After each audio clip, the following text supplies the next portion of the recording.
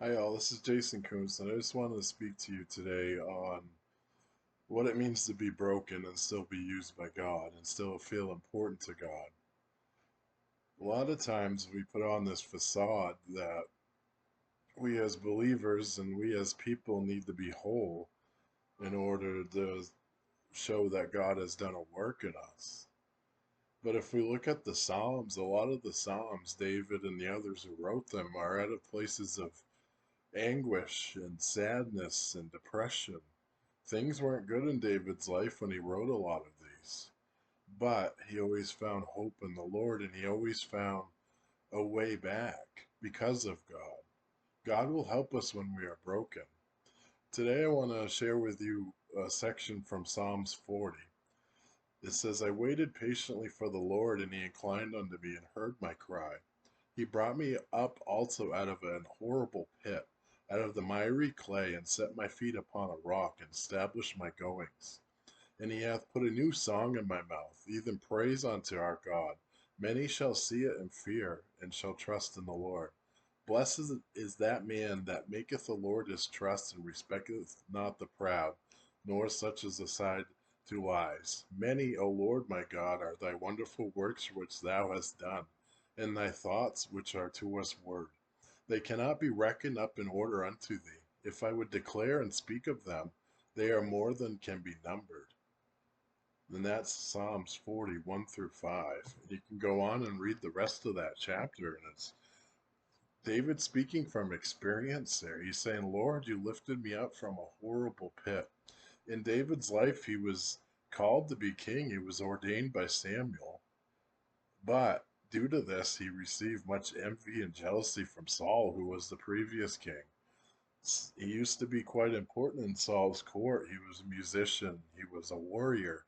And Saul became jealous of him because David would have great success in battle because even at that time he had God behind him. And Saul, even at this time, was starting to be led astray from God. He wasn't obedient. So David had to go on the run and he hid in caves, he hid in the mountains, he hid in some dreary places. And David's really quite a story because he had experience with God where he was on the mountaintop. He was obedient. He was uh, wanted to do everything the Lord asked him, but he also had times of intense sin. He committed adultery. He had the woman's husband sent to the front line where he was killed, basically murdered him. He didn't commit it himself, but he knew what those actions would bring. He knew that what that would bring, and David suffered immensely for it. He lost their firstborn son because of it.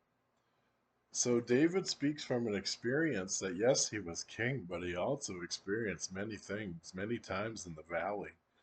So on to us, what does that mean for us, the personal application? You say, you don't understand, I'm broken. My past, the people who have hurt me has taken away my light, my spark. I'm in this horrible pit. I'm in the miry clay. I'm in the pig slop of life. How can I be restored? How can I be find myself in a place where I am happy again, where I have joy? Well, the answer is you got to turn to the Lord. It says in verse 3 of Psalms 40, and he hath put a new song in my mouth, even praise unto our God. Many shall see it and fear and shall trust in the Lord. And blessed is the man that maketh the Lord in his trust. So when we trust in God, when we say, God, I don't understand why these things have happened to me. I don't understand why I had to go through that. But I know if I put my trust in you, you make these bad things good.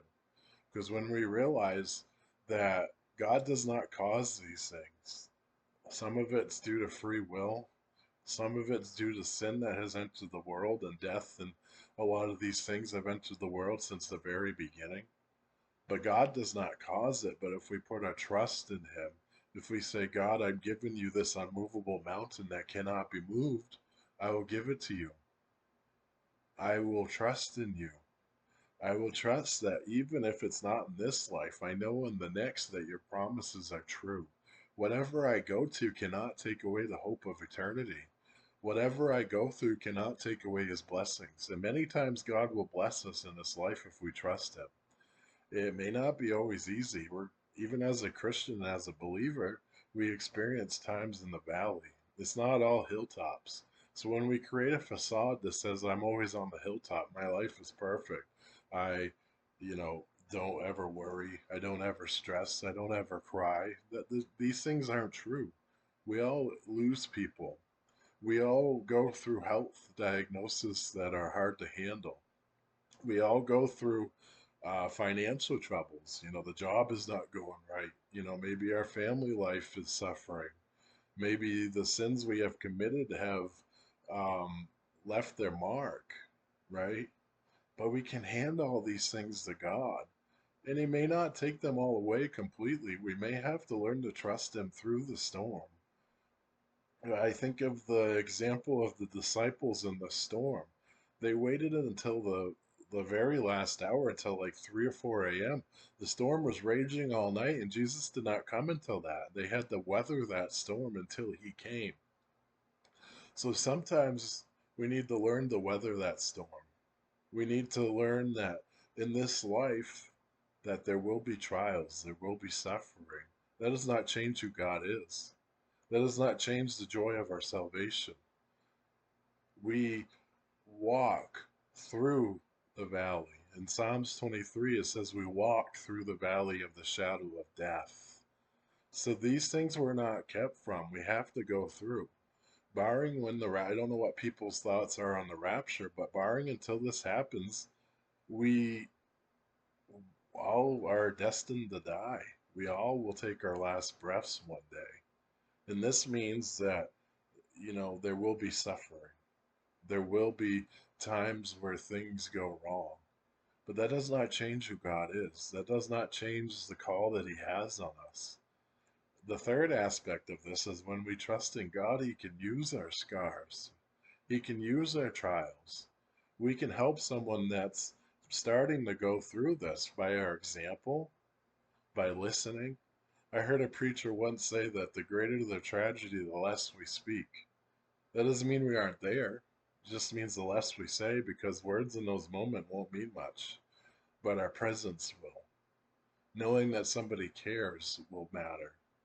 And that's amazing to me. And back to the how we can use our scars is that sometimes and oftentimes that when we go through those experiences, we know those feelings. We know similar feelings.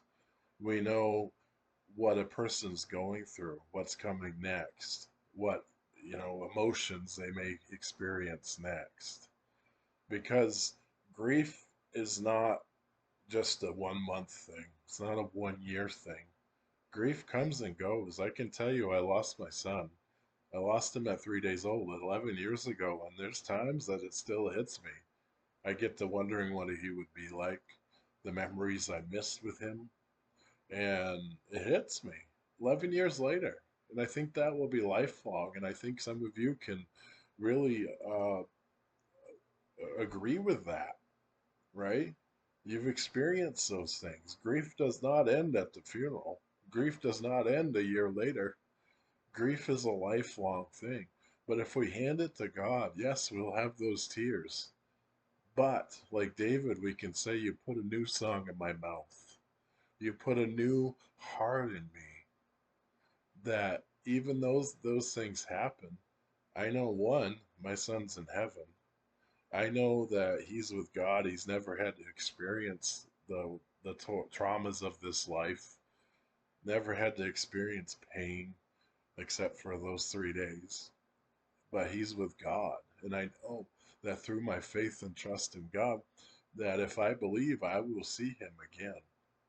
And two, I can help others. God has worked a huge work in me to be able to help others, and He can do the same for you. Don't let brokenness stop your call. Don't let brokenness stop your faith.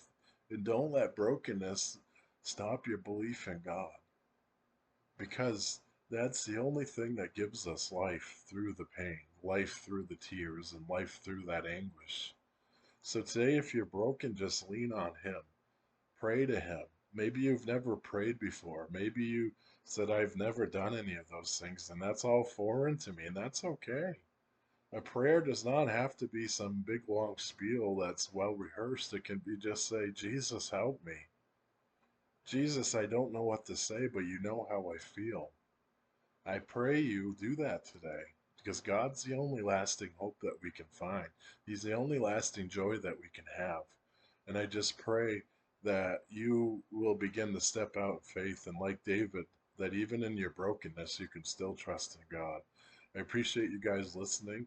This is Jason Kuntz with the Christian Apologetics, planting seeds for Jesus. I just hope that if you got something out of this, you like, share, and subscribe. We're trying to build this channel. We're at the very beginning, and I just hope that you give me a listen, and I hope God speaks to you through me. God bless.